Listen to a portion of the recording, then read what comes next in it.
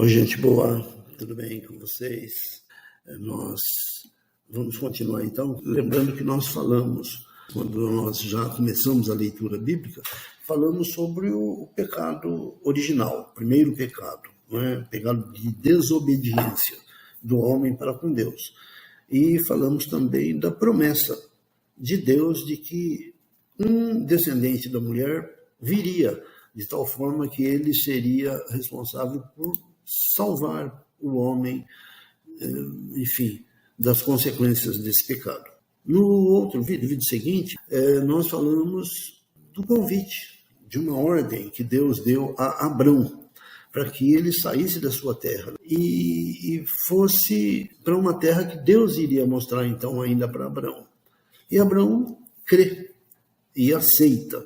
Ele aceita essa proposta de Deus. Sai com uma grande comitiva, ele caminha em direção a essa terra que Deus iria lhe mostrar.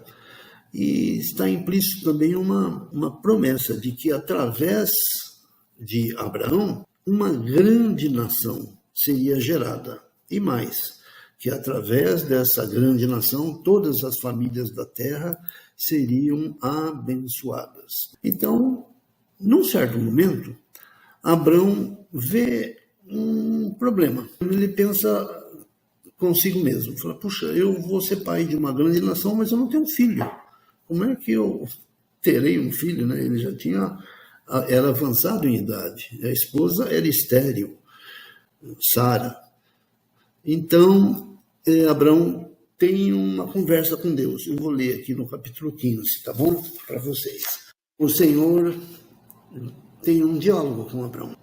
Algum tempo depois, o Senhor falou a Abrão em uma visão e lhe disse: não tenha medo, Abrão, pois eu serei o seu escudo e sua recompensa será muito grande. Abrão, porém, respondeu: ó Senhor, Deus soberano, de que me adiantam todas as tuas bênçãos se eu nem mesmo tenho um filho? Em outras palavras, Deus havia prometido, havia abençoado no sentido dele ser pai de uma grande nação, mas ele não tinha um filho. Né? Aí, continuando a leitura aqui. Uma vez que não me deste filhos, Eliezer de Damasco, servo em minha casa, herdará toda a minha riqueza. Não me deste nenhum descendente próprio, e por isso um dos meus servos será o meu herdeiro. Então essa era a dúvida que Abraão apresenta a Deus. Como é que essa promessa será cumprida, não é? Sarai, esposa de Abraão, ouviu, enfim, outras conversas a respeito da geração da nação através do primeiro filho. Ela tenta ajudar, porque ela era estéril, ela não conseguia engravidar. E pensou em gerar uma família, ou seja, ter o primeiro filho através de uma serva dela. Então, ela possuía servas. Uma das servas, ela pensou, bom, eu vou dar a minha serva para Abrão como esposa e o filho dessa serva é meu filho. Então, a família será minha. Ok? Foi uma forma que ela achou que poderia ajudar o Senhor Deus. Isso aconteceu 10 anos depois que eles tinham chegado já a Canaã, ok? Então, a serva chamada Agar, serva egípcia, ela coabita, ela dorme com Abrão e engravida, ela engravida. E de tal forma que o filho dela nasce quando Abrão tinha 86 anos. E Abrão dá a esse menino o nome de Ismael. O fato é que Deus, como eu disse, é fiel às suas promessas. Ele não é fiel a mim nem a você, ele é fiel a ele mesmo.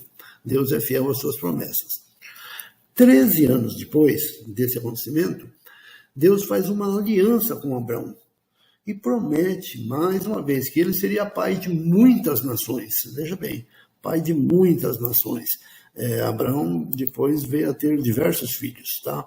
Seria pai de muitas nações. E aí ele muda o nome de Abrão para Abraão. Abraão tinha, então, 99 anos. nesse momento.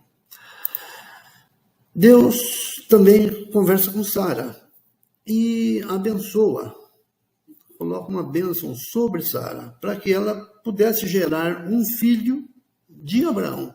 Ela tinha 90 anos quando isso aconteceu. Abraão, 99, vejam bem. Ela, além de ter 90 anos, era estéril, lembre-se disso, não é? Mas a própria Bíblia diz que para Deus não existem impossíveis. Muito bem, então a bênção é dada a Sara, né? E Abraão toma conhecimento, evidentemente, disso, não é?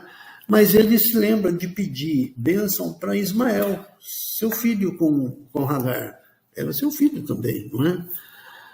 Muito bem. Deus confirma, finalmente, que Isaque, o filho que iria nascer de Abraão e Sara, confirma a ele como o filho da promessa.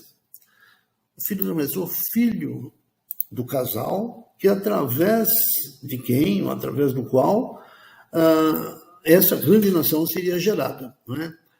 E que Deus iria confirmar com Isaque, iria confirmar com ele a sua aliança, a mesma aliança que havia feito com Abraão, iria confirmar com Isaque, não é?